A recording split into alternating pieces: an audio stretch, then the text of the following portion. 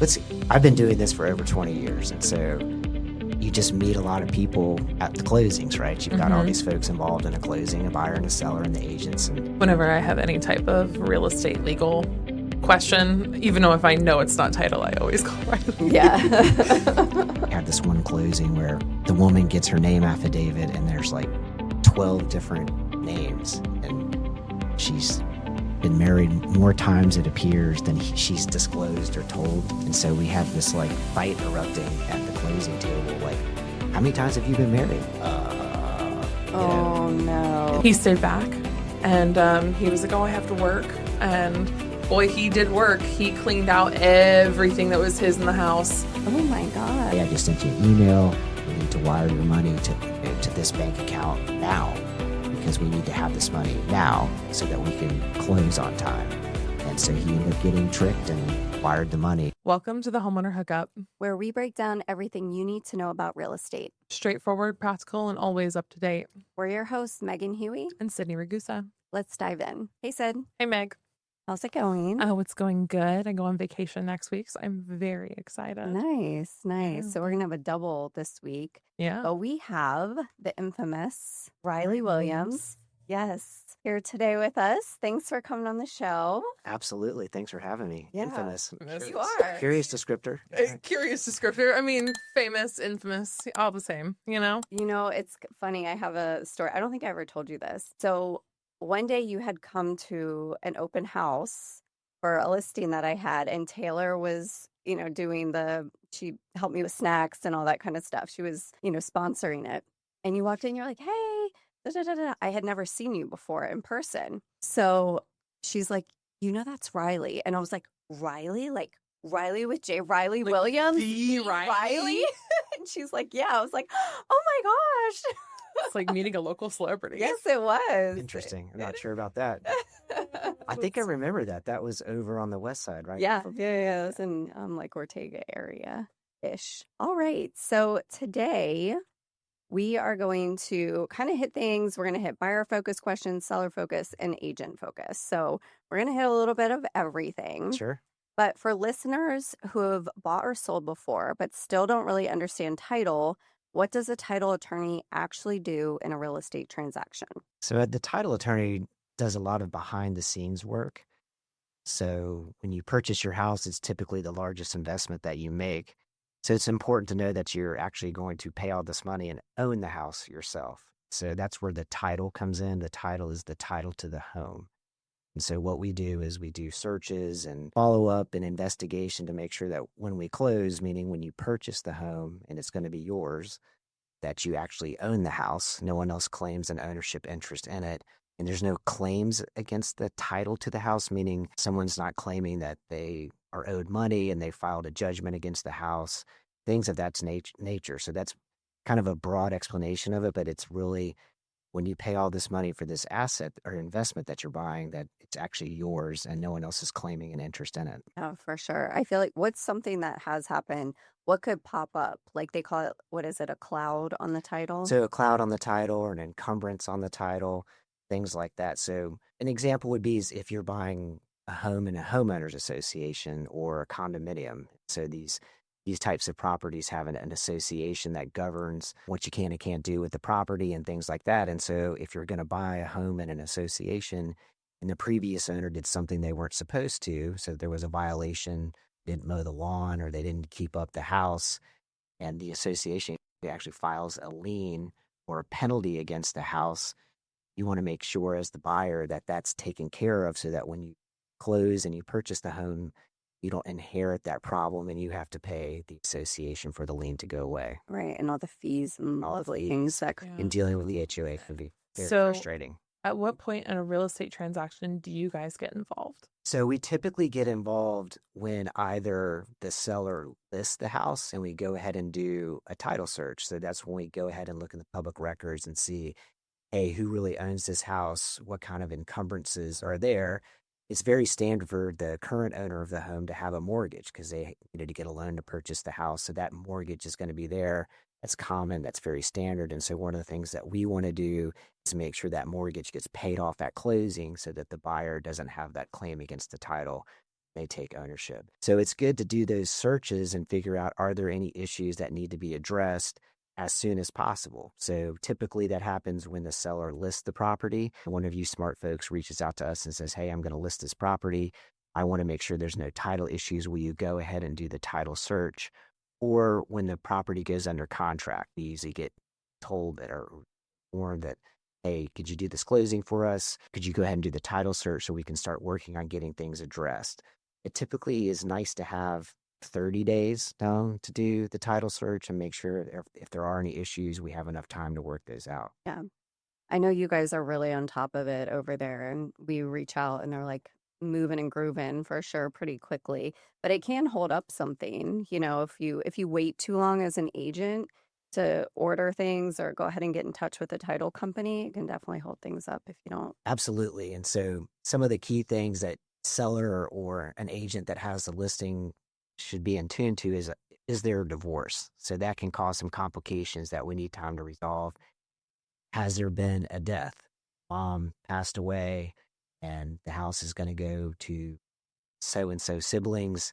So let's make sure that the probate's been done correctly. There's not any fight between the siblings that can cause a huge problem. So if mom's died and she has 14 kids Oof. and she's passed the house off to the 14 kids, all 14 of those folks have to agree to sell the house and at what purchase price. So if that's what you're going to step into, you want to make sure that let's go ahead and run the title. Everything looks good through the probate. And then, of course, get the sign off on all 14 of those folks so that you're not getting to the closing and one of them's a holdout and is asking for money. That sounds like a nightmare. Yeah. What would you say advice? I don't know if you can give advice on this, but what would you tell somebody if, like, for instance, if I was going to pass along my house to my kids, right? If me and my husband died or whatever, how would you go ahead and do that? Would you put it into a trust?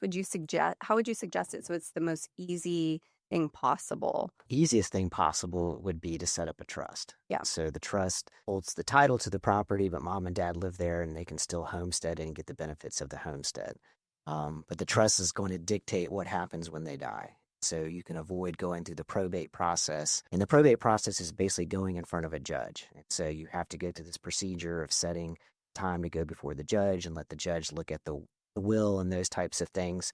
So typically it's going to work out fine, but it's just going to be a longer process to get the title cleared up so that you can close. So if you set the trust up, that's going to avoid having to go into the courthouse, go in front of a judge and get that stuff figured out so that we can close. So the best thing to do is, if that's what you want to do, is go ahead and put the property in a trust, and the trust agreement can dictate who's going to get the property or the home when they die. Who would someone go to for that? Do they go to you? Do they go to a different type of attorney? So a probate attorney would be, or estate planning attorney would be the best type of person to go to, that they do this type of thing all the time and it can easily help them set up a trust and do that stuff. Whenever I have any type of real estate legal question, even though if I know it's not title, I always call Riley. Yeah.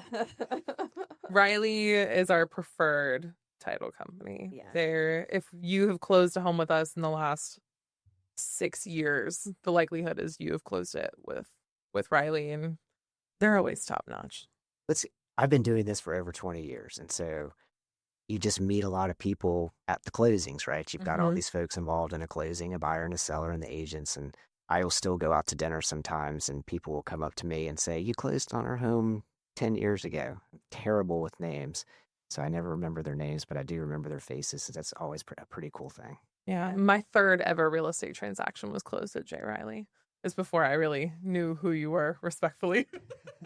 But my third ever real estate transaction was with you. And then I met Taylor when we were doing NEFA, and we were on the board together. And she's great. Yeah. Oh, a great job. I love Taylor. But yeah, that's when the whole thing took off, and I've never looked back. Yeah, you haven't. I haven't. It's really difficult for me to deviate from you guys. Thank you. Yeah, and the probate you were mentioning with like 14 kids. Have you ever had anything with that much? I have not had 14. I've had 6. Oof. And that was absolutely awful. Yeah, I bet. What is kind of like the wildest one you've had? I think the biggest one we had, I think there was 22 or 23 different siblings. They were all, willing. So many children.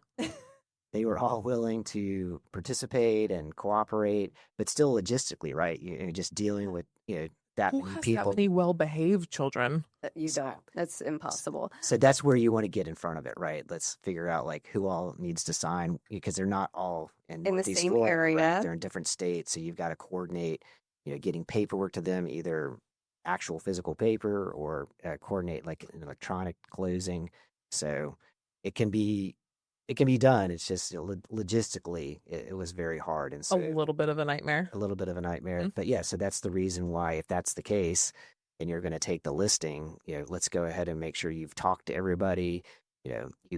Yes, they all really should somehow sign off on the listing agreement, even if it's just, an email. It'd be great in that situation to designate one of them with the power of attorney so that just one of them needs to sign the listing agreement, the purchase and sale agreement, and any changes. But you at least want to have some kind of written confirmation from all of them that, hey, we're good to go here. I'm not going to, hold this hostage. But yeah, even with the agreement, it was hard to get everybody lined up. Yeah, the fact that all of them agreed to it was, I feel like already like, wow, okay, that's the first biggest hurdle. Mhm. Because I've even found with like three siblings, someone is the holdup. It just tends to always be that way. Yeah. The 6 were all agreeing to selling. They just didn't all agree on the price So and any of tricky the too. price reductions. Yeah. And like it wasn't the selling that was the issue. It was all of the things in the middle of it. Like Mhm. that was one of my tougher transactions. You guys have dealt with some tough transactions of mine. Every time I have a transaction, I give it to you guys and think it's going to be easy. And then it turns out to be an absolute nightmare. And I'm like, I'm going to give you an easy one day. Well, that's the thing too. I mean, switching gears a little bit, like the AI, and so it's hard to imagine having basically an AI brain at this point anyway handle all these different situations, right? It's Oh, like, yeah. No, there's. you have issues with the HOA, you have probate issues. Have you handled like a listing when it's a divorce? That can be its own separate nightmare. Mhm. So it's hard to imagine that AI would completely take over like the title part of it or the loan part of it or the broker part of it, just because there's so many different things that can happen.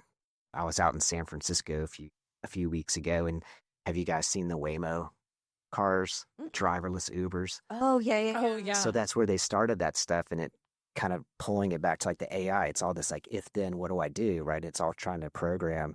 So my buddy was telling me they had a big problem because the Waymo car came to an intersection. Its light was green, and the other coming traffic, the light was red, and it saw a fire truck. But the fire truck didn't have its sirens on it. It was in an emergency situation, but the folks that were driving, the firemen driving the fire truck, didn't turn the siren on. So the Waymo is like, it's fine. It's going to stop at the red light. I don't see the siren, so it must not be an emergency. So it pulled out into the intersection, and Oh my then gosh. the fire truck hit the car, killed the passenger. And so that's what I guess it's like, just to come up with like the if then Yeah, to resolve all those types of problems. I still think we're a ways away. I think so too. Okay, don't catch me getting into a Waymo. Yeah, I absolutely. don't think I would. I don't think I ever wanted to didn't do begin it. with. You did do it or I you did didn't? not. No. Yeah, after hearing that. Haven't you geez. climbed Everest and you wouldn't get into an AI driven car? Have you climbed Everest? I have not climbed Everest. No, but you've done a lot though. I have 3 sons, and so I take each one of them on a summer trip. I've been doing this for years, and one of them's pretty adventurous. So we hiked across the Grand Canyon one summer, and then he wanted to go bungee jumping. So we flew into Portland and drove up to the state of Washington to this like abandoned bridge in the mountains and jumping off a bridge Wow. with the bungee cord. The things you do for your kids, right? Out doing that again. Jay Riley, title attorney, thrill seeker. Yeah. That is wild. That's a good dad right there. Like, are you adventurous by nature, or is that something where you're like, my kid wants to do it, I'm going to do it to spend the time with them? I think at that age I was. And I had a chance to go bungee jumping at that age, and I didn't take it. So I've always like, I really should have done that. But on the way down, I was Life is very different now, right? Yes. Like, I was like, yeah, I always think about the things that I did when I was younger. Like before, I always call it like pre-kids, and then Megan post-kids is very different. very different. There's different things going on. All right, so Let's switch over into title insurance. Do buyers really need owner's title insurance and why? So I do think a buyer needs title insurance. It might seem like an additional expense if you can just do a title search and we can figure out, what encumbrances need to be resolved or what claims against the title need to be resolved, like paying off the existing mortgage. But typically, the title insurance comes in to pay a claim that pops up at the very last minute, so that you're not going to see on a title search. So the day before closing, for example, if a contractor files a lien against the property, you might not see that because it's the day of or the day before closing. And so the title insurance will still cover that claim even if it didn't come up on the title insurance. And so those are the types of claims that you don't necessarily see until the last minute. And you just want to make sure that if the seller's done some work to the home, for example, and they didn't pay a particular contractor or subcontractor, and then the day of closing, that subcontractor, files a claim of lien against the property, the title insurance company is going to pick that up so that the buyer doesn't have to. That's I think, reason enough to get it. How much more expensive is it around? No. It's really not that much more expensive. It's probably less than 1% of the purchase price. Mm-hmm. And so certain counties like Duval County, St. Johns County, the seller's going to pay for it anyway. So why not go ahead and get it if the seller's willing to pay for it? And it's a protection that you pay for one time. You don't have to keep paying it every year. It's just a one-time thing that's paid at closing. And then it protects you from anything that could happen once you take title to the property. So it's a good thing to have for sure. What's the difference in lender's title insurance and owner's title insurance? So the lender likes to have its own title insurance policy coverage in the sense that they want to make sure that their mortgage is basically attached to that property and there are no claims ahead of it. So in my subcontractor filing a lien on the day of closing example, if the mortgage or the lender loans the money to purchase the home and then they take the mortgage to file it against the property, that lien that's filed by the subcontractor is going to be ahead of that mortgage, and the lender doesn't want that to happen. And so they get a title insurance premium or, policy as well, and that's going to cover them if something like that happens because that lender wants to make sure that their encumbrance or claim against the title, the mortgage, is first in line. They have to foreclose. Okay. So they would have to foreclose in order to even go and pay that contractor lien? So they wouldn't have to foreclose. They could go ahead and pay the lien to make it go away if that subcontractor is going to file their own foreclosure. But really what they would do is, or what they prefer to have is the loan title insurance policy. That way they can look to the title insurance company and say, hey, this lien somehow got recorded before our mortgage and it shouldn't have. The title insurance company, you need to make this go away by either paying them or settling with them. Mm-hmm. Okay, that makes sense. What mistakes do buyers make when reviewing closing documents? So I think the big things that the buyers should be looking at is obviously the closing statement and going over that with you guys and understanding what their closing costs are. And so you've got a bunch of humans involved in the process. And so if they get a disclosure from their lender that these are going to be the loan costs that you have, you still want to make sure that you review that final closing statement to make sure it matches up and there's not a charge there that's higher than it should be, or there's a charge there that shouldn't be there. And so it's important that you try and review that before closing or right before closing so that the buyer doesn't show up at the closing table. Wait, where did this cost come from? And so they understand that. And if it's a problem, that it gets resolved before the closing. And then also, how are they taking title to make sure like their names are put down correctly on the deed that's recorded to show they own the property. So, taking a close look at the deed, make sure, hey, this is how our names are. This isn't accurate. This is the accurate way to note our names on the deed. Mm-hmm. Okay. And what happens, like, let's say a couple who's not married, they buy a house and one person's on the mortgage, but they want to put both people on the deed. Is that something you do prior to closing, after closing? So the marriage or the homestead laws are a little bit, not tricky, but you want to make sure that you pay attention to how that works. So yes, they should both be on the deed.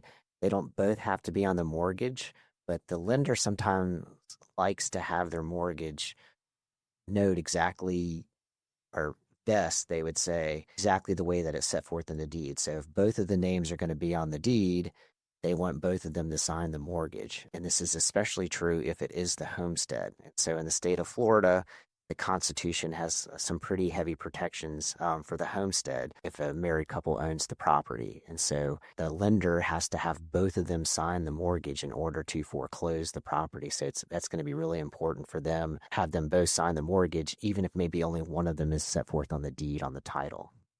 Did This that can answer your get question? tricky. Yeah, it can get really tricky. I'm even thinking like about family members who, the husband or, when he was single, bought the house and then they got married and then they needed to put her on the deed after the fact, which was fine, but she wasn't on the mortgage then, right? She's not going to be on the mortgage because they weren't married when he closed and Right. purchased the property. He's just going to be on the mortgage. That can be a tricky or frustrating situation just because the way that the Department of Revenue in the state works, that if you add somebody to title like that, even adding your spouse, like a couple years after you've purchased the home, you get married and you'd like to have the spouse on the title as well, the state Department of Revenue is going to charge dock stamps or taxes on that, simply adding them to the deed.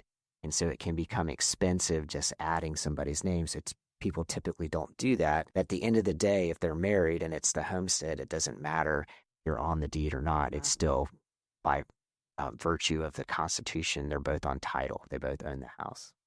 Okay, so it doesn't even technically need to be done. It doesn't technically. Even if it wasn't a marital asset beforehand, we should probably get a family law attorney, and that's why we. Well, that's why it becomes like it's a little bit murky with the homestead. Yeah. So if it is non-homestead, it's not their homestead. You're right. It's going to be a different deal. Yeah. So it's Okay. only for the homestead that automatic vesting of title with the spouse takes place. Okay, gotcha. What title issues catch sellers off guard most? I think some of the stuff that catches them off guard or comes as a surprise or causes frustration is that really the balance of my mortgage? Yes, it is. I mean, if they've been delinquent or whatever, there's fees and costs there. That usually catches them by surprise if they're not aware of it. And that causes some frustration because we have to clear the title, satisfy that existing mortgage for the new owner. And so we basically have to send them a check for what they say is necessary to satisfy the mortgage. And that sometimes that amount doesn't match up with what's in the seller's head. And so that's why it's good to catch that stuff early. So if the seller wants to dispute it, they have time to reach out to the lender and get an understanding as to why they're charging more. Another thing is the HOA stuff. I didn't realize I was in violation. This has been accruing for 6 months and they're saying that I owe them thousands of dollars and this is unfair. And so you want to catch those early so that the owner has a chance to talk to the HOA and get those things resolved. I don't understand people who don't know that they don't have a HOA thing because the amount of letters that they will send, like if my trash can is out for like 6 hours past when it's supposed to be, they will send letters and over and over. And I mean, I'm telling you, Your HOA is like that? yeah. Oh, Like you would never get away with not knowing that you weren't in violation of something. my HOA will send like one, maybe 2 letters on a good day, but they're going to send it like one day and then the very next day. And then you have like a really short window, but they don't send you much. Like you might get one. And then like if you're a person like me who only checks their mail every like 2 to 3 weeks. Oh, girl, that's a personal problem. That's Well, it happens though. Yeah, it right? does happen. And so I think they typically know that they've got some kind of violation. They're just like, it's a sticker shock when they see the number. Like, Yeah. oh my gosh. HOAs will charge you So- an insane amount. Like I had one seller and it was actually in my neighborhood, but our HOA has switched banks. I think since I have lived there, I've lived there for 8 years, over 5 times. And so when you have it automatically come out, if you're just like not paying attention and it automatically goes out, but your HOA doesn't get it because they switched banks. Sure. Yeah. And they didn't know. And it was like 9 months past. And I think they ended up owing like close to like $6,000 or $7,000 for what was only supposed to be like, I think $800. Yeah, that's wild. Yeah. It is wild and it's frustrating for them, especially if there's not a lot of equity there. So if there's not very much Wiggle room. there's not much wiggle room between the purchase price and the payoff of the mortgage, and that there's only $4,000 that's there, but the HOA is saying that you owe me $8,000. Where's that extra money going to come from? And the seller definitely doesn't want to have to write a check at closing to sell the house. And so those are the frustrating things that, again, you asked about when's a good time to order the title as soon as possible. So if you pick that stuff up, it's like at least the seller now has a chance to go and try and dispute it with the HOA. Yeah, I know like for us for payoffs, we say to contact the bank, get a payoff amount so that they're already in that mindset right away. But if they tell us a certain amount and then it comes back with the payoff and it's off, I mean, that affects us too because we do, we use your website and we do a seller's estimated net sheet and we have them sign it and do all of that. But if they were off significantly with the payoff, yeah, Causes a big problem. it Yeah. causes a big problem. So we've Yeah. had that a few times. Yeah, absolutely. There was one that we had. It was like a young couple, and their house flooded during one of the hurricanes. It was like before underground stuff went in to like help the area drain better. And they had pulled out a second mortgage. Well, he had pulled out a second mortgage and they weren't married, but they had kids together and they had been together forever. So he pulled out a second mortgage on the house and didn't tell her. And then it came down to like the day before closing and she got her payoff. And Significantly. she was like, "We're walking away with $1,000. How is that even possible?" Mhm. And Oh, it it's was possible. that was rough. That was rough. There was a lot of mediating happening there. Yeah. Well, the whole spousal communication that you see at the closing table sometimes is pretty Wild. dramatic. Yeah. So one of the forms that the banks like to have the buyer sign in their loan package is a name affidavit. Mhm. So if these folks have like aliases or different versions of the name and stuff like that, or the maiden name versus the different marriage names. And then so I had this one closing where the woman gets her name affidavit and there's like 12 different names and she's been married more times it appears than she's disclosed or told him. And so we have this like fight erupting at the closing table. Like, how many times have you been married?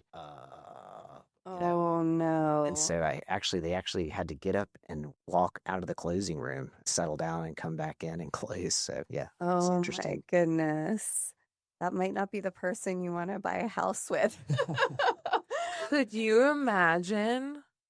I mean, yeah, I can pretty much imagine anything at this point. Yeah, but, like if it was you, oh man, I'd be blindsided. I'd be like, "Pardon me, just tell me." I think that would be like, Oh, wow. I can imagine though at the closing tables. I had a divorce situation, and they had to close at different times of day. Like one had to come in the morning, one had to come in the afternoon, simply because it was just like not an amicable situation. And we just wanted to keep it like completely separate for emotions. That makes a lot of sense. Yeah. I had one that you guys handled. That was a divorce situation. And the attorneys, you guys were not allowed to talk to the husband without talking to the wife first. And I was like, this can get really sticky Yeah. really quickly. Like, The divorces it's just no fun. it's no fun. It's no fun at all. It's no fun. Yeah, no, but he like blindsided her. This poor lady. They had been waiting to move to Florida forever. I had nurtured her for over 7 years as a Oh my client. gosh. Wow. Finally closed, finally find a house. She comes down before him. And he stayed back and he was like, "Oh, I have to work." And boy, he did work. He cleaned out everything that was his in the house. Oh my gosh. Yeah, closed on the house down here and then had her leave her car here, drove back up with her to where they were living and then had a note written for her, a letter written for her telling her that he was leaving her and he was going to give her the house here and that all of his stuff was already moved out. And I mean, and then she's like, "Well, I don't want this house anymore." Like he pushed for this house and like it wasn't the house that I actually wanted. So she ended up selling the house within like 2 months of all this happening. Yeah. It was What a punk. Couldn't even have the conversation face to face. Left Couldn't a even- note for you guys. a to get. letter. You clean the house out and you leave a letter. Oh man. Oh, You know no. You know what? She's better off. Oh, absolutely. Absolutely. Yeah. But yeah, you guys handled that and it was sticky to say the Sounds very least. It was terrible. It was god awful. Yeah, we had a situation where the gentleman, he was going to buy the house. When he applied for his loan, he was still single, but he was engaged. And so when he filled out the loan application and put single, he didn't tell the loan officer that he was engaged. So no one really knew that they could possibly get married between the time that he applied for the loan and the closing. And so he shows up at the closing, and so we go to have him sign the mortgage, and it says so-and-so single person. And he looks up and says, well, I got married last week. And like the loan officer's like looking at him like, why didn't you say anything? He's like, well, I was engaged when I applied for the loan. And so I didn't know. And so that's You good. didn't know Why within he didn't know about 30 days of you well, he didn't know applying about the for the homestead loan? requirement. He just didn't understand that, Oh, I'm hey, like, if how I do you get married, know? she's going to need to sign the mortgage. And that's like a good thing to educate the buyers on is like, it is important if you are going to be married at the time of closing, or I know you're filing for divorce, but you're not technically divorced because you don't have the final divorce decree. You're still married. Anyway, so we had to stop the closing and he had to go drive and pick her up from work and bring her back to the office so that she could sign the mortgage. Oh my gosh. I feel like that would be a real estate agent issue because the real estate agent would certainly know that he was engaged. Like Right. that would be a conversation that would be had. The loan officer, maybe, maybe not. I Like feel you like your said, agent, single, though, you're yeah. single. That's a good point. But agents, like we get to know our customers on a personal level. We're with them so much and we talk to them so much throughout the course of Yeah, the we would know transaction. when they're getting married. Yeah. That sounds like a real estate agent problem more than even a loan officer because the loan officer, yeah, they get to know them. It's more their finances. But it very well could have been like a new construction situation where they didn't have their own agent with them. Like Well, it very well could have, I don't know what it was, but it very well Yeah, I don't was. remember, but it was Yeah. interesting to see the guy like, okay, I'll be back in an hour. He went to go get her and brought her back to the closing table. yeah. Do you guys, okay, I've actually never had a new construction home close with anyone other than their title company. Do you guys ever do new construction or is that Occasionally, rare? it is rare. Most of the builders have their own title companies. Yeah. They own their title companies, so it's rare for us to get involved in that stuff. Yeah, that's what I figured. Okay, so I think we've covered a lot of the buyer and seller focused questions. Would you agree? Yeah, I do think there's one that I would like to ask. How do off-market deals, FSBOs, or creative financing create more risk in a title situation? Well, I think you just kind of hit on one of them, like from an educational standpoint, like the for sale by owner. If you don't have a licensed professional walking you through this process, it's not an easy process. I mean, there's so many things that can go sideways that you just don't even know. Like the gentleman that was engaged when he applied for his loan but got married before the closing. I mean, you need somebody to help walk you through and explain so that you don't get yourself in trouble. You know, the HOA, the title stuff. So those things, they can go south just because there's so many pitfalls in the transaction, as you guys know, so that you can veer people away from this or that or educate people here or there. Um, the uh, the the creative financing, as you say, that's usually typically not a very good deal for the seller, right? Mhm. These transactions where, hey, we're going to give you all this money, but we're not going to pay off your loan and we're just going to take subject to your existing mortgage. Well, if you do that and then you convey title to this investor and the investor decides, this isn't a good deal anymore. I can't rent this house out anymore to pay your debt. So I'm just going to stop doing it. Then there's a foreclosure, right? Because your mortgage didn't get paid at closing and now it's becoming delinquent because nobody's making the payments. You have moved on.